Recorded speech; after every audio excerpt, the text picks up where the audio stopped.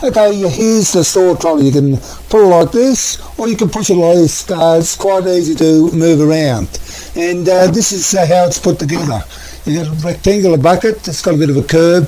The clip goes on like this, and it just hooks under the bar of the trolley like this, and just snaps in, just like that.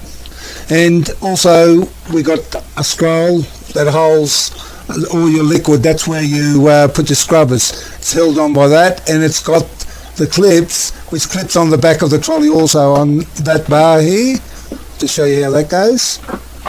Once it's on, it's not going to fall, but you can take it off and on if you have to change dirty water.